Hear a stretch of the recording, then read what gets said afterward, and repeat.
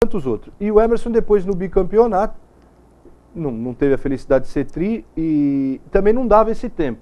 O Alonso bateu o recorde do Emerson em 2005, campeão mais jovem da história, e agora o Vettel bateu um recorde dificílimo, esse difícil ser batido. Tricampeão com 25 anos. Ele já tinha batido o recorde do Alonso. Do mais jovem, do Alonso. Ele é o mais jovem campeão mundial a chegar na Fórmula 1. Agora, 22, tri? Né? Tri é pra assustar. Tri é pra assustar. E ele já tem números, ele já bate o Senna. Em GPs disputados, né? Pole, tudo, ele já tá batendo os números do Senna. Dando a porcentagem. Perfeito. O Schumacher, aliás, dançou nesse negócio de porcentagem, né? Porque ele colocou 60 e poucas corridas aí sem fazer nada. Então, quando você pega os números do Schumacher e divide, já não dá o que dava. Ele tem números absolutos, né? Mas as porcentagens ainda são de outros. É claro que a porcentagem do Fangio... Uma pergunta aqui pro meu amigo Ney. Ney, a idade influencia? O Schumacher tem 43 anos. No meio dessa molecada? Eu acho que menos do que a idade, ele ter perdido o ritmo. Eu acho que o ritmo era mais, vamos dizer, ele ter ficado muito tempo fora e depois ter voltado com um equipamento que não era tão bom quanto que ele tinha. Então acho que tem outras coisas além da idade. E você acha, Ney, que ele tem condição de correr em outra categoria? Será que ele vai apostar nisso? Sem sombra de dúvida. Tem, né? Não tem nada mais difícil do que a Fórmula 1. Não tem nada mais difícil. Nem Fórmula Indy, nada. Ele pode até voltar assim por cima, talvez. Ter muito sucesso. Podia fazer umas 500 milhas, né, de Indianápolis, uma 24 horas. Mas aí é difícil para Chu. Umas 24 horas de Le Mans. Né? E segundo o Fernando Alonso, que ele deu uma entrevista para o Reginaldo Leme, não sei se vocês tiveram a oportunidade de assistir. Eu vi um trecho, não vi todo, mas foi exclusivo. O Leme perguntou para o Alonso sobre o Schumacher. Será que a idade está influenciando o Schumacher e tal? A opinião do Alonso, ele falou, o Schumacher é bom de qualquer jeito, o problema é que ele não tinha carro. Pura e simplesmente que o carro da Mercedes é ruim, então ele não conseguiu... Não, mas eu não sei se é isso. Isso é a opinião do Alonso. Mas ele também tem a opinião de que o Hamilton é muito melhor que o Vettel. Não, inclusive nessa entrevista, ele fala como o principal rival dele, adversário, é o Hamilton. Agora, veja bem, o Nico Rosberg engoliu o Schumacher. Quase que o ano inteiro. O Ney deu uma opinião aqui de piloto que é interessantíssimo. Pode ter perdido o ritmo, realmente. Né? E além do que, quando ele veio para a Mercedes, acho que ele esperava que a Brown o Ross Brown fosse fazer aquele carro campeão que fez no ano anterior. Agora, né? Foi quando ele voltou, que ele viu a oportunidade, disse, pô, vou voltar, eu vou encaixar, já vou sair metendo tempo em todo mundo. E não como você explica o Kimi Raikkonen? Fantástico. Tem gente dizendo que é o maior retorno da história da Fórmula 1, porque ele era um cara tão, assim, maneira dele ser tão diferente, e voltou com tudo, venceu pela Lotus aí, né? O que acontece, o piloto, ele não faz nada sozinho, ele tem uma equipe por trás. E aí depende também desse fator, né? Aquilo o apoio que ele tem. Eu estranho o Schumacher ter voltado e não ter... Eu acho que ele teria que ter tido um apoio maior, que eu acho que faltou um pouco de apoio. Não sei. Perfeito. O staff dele dá uma... e também tem um fator que é o fator sorte. Isso aí em corrida de automóvel é fundamental. O cara tem um melhor carro, é um excelente piloto e não está com o fator sorte favorável, aí não adianta, não é o que faça ganhar a corrida. Só falar do número do Fangio, que eu ia falar há pouco, que é o número de vitórias, 50% das corridas disputadas. Esse tipo de recorde é difícil de bater. Muito difícil. Porque aí, apesar do Schumacher ter vencido 91, né? Fangio fez 51 corridas, 52. É 51 com 24 vitórias. Largou 48 na primeira fila. Basta doido, essa porcentagem é difícil. É muito difícil. E naquela época o campeonato era curto, Era né? curto. As corridas eram longas e o campeonato era curto. É? Ele corrida disputou de 3 7 campeonatos, ganhou 5. Tá doido, é muita loucura. Era corrida de 3 horas de duração, o campeonato tinha 8 etapas. Né? Depende do... Muito bem, deixa eu mostrar aqui o nosso Alessandro Rasteiro, as miniaturas aqui do Vettel, que a gente já vai para o segundo bloco, antes da tabela. Vou mostrar aqui a... Show de bola. Essa aí é a campeã de 2010, Red Bull. Vou botar a caneta aqui para ver o tamanho da moça. Red Bull. Essa aqui é a primeira mesmo, né, que o Perfeito. Que o Adrian Newey, não que ele fez, não, mas que mostrou a força mesmo do trabalho, e o Vettel foi campeão na última corrida lá em Abu Dhabi, né? Surgiu... Já detonando o Alonso. Começou por aí.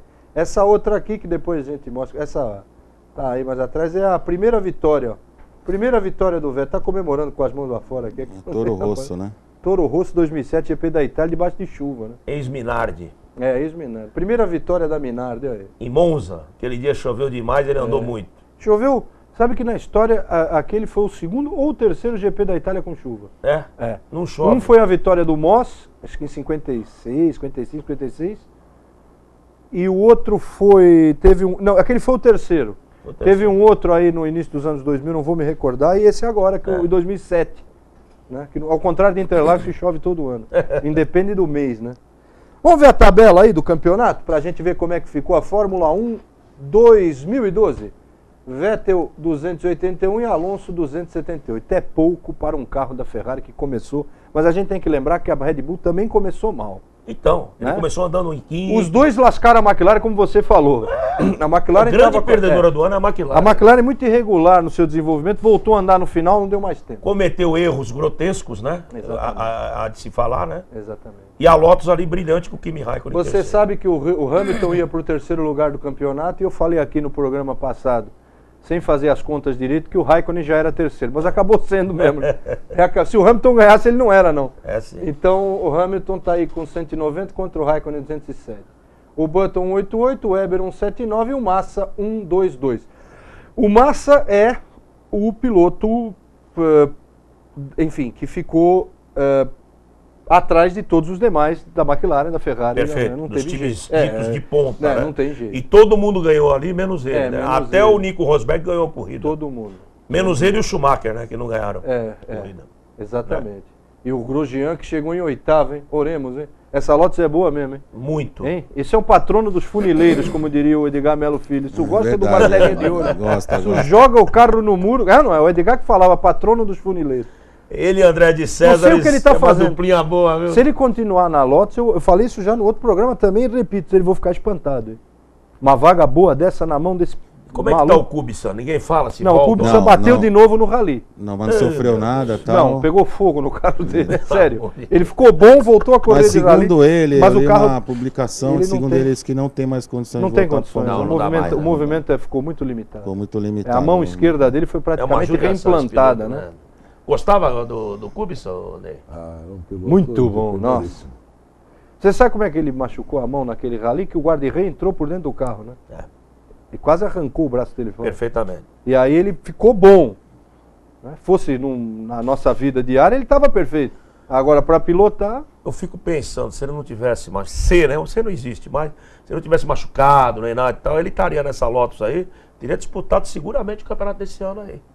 Ele estava acertando essa Lotus o ano passado. Eu acho que teria ganho... Ele 0 km, ele teria ganho várias corridas com esse carro. Não é? Teria. Porque realmente... Teria. Fez o carro todo. Não, ele... Bom acertador. Ele deu uma falta de sorte, vamos chamar assim, muito grande. Ele me lembrou, assim, alguns pilotos na história, que nem o Depailler, quando vinha mais ou menos e vinha mais forte na tira, quebrou as duas pernas. De asa delta. Aí fica aquela história. Como é que o Patrick Depailler. O Kubica tem uma... Posso contar a historinha rapidinho? Pode, tem tempo ainda. Acho que foi 2008, 2009, assisti o GP do Brasil. Como vou lá. Fórmula Renault. Ele e o mecânico dele, mas ninguém usou. Foi antes, foi 2005, acho. Um negócio desse, 5, né? É por aí. E os brasileiros, tudo com personal não sei o que, personal diet, personal isso, personal aquilo. Chegou ele, o mecânico, acertaram o carro, tal, nós estamos olhando. Deu 5 voltas, meteu uma reta nos caras. Deu uma reta nos caras, 5 voltinhas. Corrida tinha 10. Aí quando fui ver, pô, que é Kubica. Quem é esse cara? Aí, meu amigo, é aquilo que de vez em quando aparece, né? E os italianos idolatram ele. Eu não sei não se o Massa ficaria na Ferrari se ele tivesse 0 km. Porque os caras são loucos por ele. Qualquer coisa que ele faça, os caras põem lá na primeira página da Auto Sprint, ele ficou louco. Era Kubica, né? Era os caras são doidos, cara, por ele, doido mesmo. Bom, nós estamos chegando ao final do primeiro bloco. E até o Vander falou da entrevista do Alonso com o Reginaldo. Eu liguei para ele e falei para ele vir aqui, mas parece que o Alonso não vem, porque ele não gosta da paeja aqui. É verdade. Ele foi comer em São Paulo. Eu queria só falar uma coisa engraçada. Eu vou falar pro Reginaldo isso aí, falar, pô, engraçado, dá um jeito o Alonso ir lá. Eu tava vendo depois na TV, o Barrichello sai correndo lá, vai falar com o Schumacher não olha nem pra cara dele. Isso aí. Não, mas é que aí não foi culpa do Barrichello, coitado. Não. Ele se atrasou até pra ir falar com o Schumacher. Ele falou, vamos, não vamos. Aí saíram correndo, chegaram lá, ele já tava dentro do carro, o mecânico tá do lado dele, o engenheiro. Aí ele falou assim, tem que respeitar, eu não vou lá falar com ele. Mas ele se atrasou pra ir falar com o Schumacher. Não dá mesmo, hein? Não tem jeito. Fala pra mim. E Barrichello que negocia pro ano que vem, né? No Aonde? segundo bloco a gente negocia o quê? Aonde? Dizem que está negociando com a Caterham. Isso, parabéns. Peraí, vamos lá, oremos. Daqui a pouco. Nós voltamos já com o segundo bloco. Esta bomba, Barrichello pode voltar à Fórmula 1? Eu vou ver jogo de xadrez depois da. Esportes de emoção, dominó, alguma coisa. Não há quem aguente, né? Daqui a pouco, segundo bloco, paixão por velocidade. Não sai daí.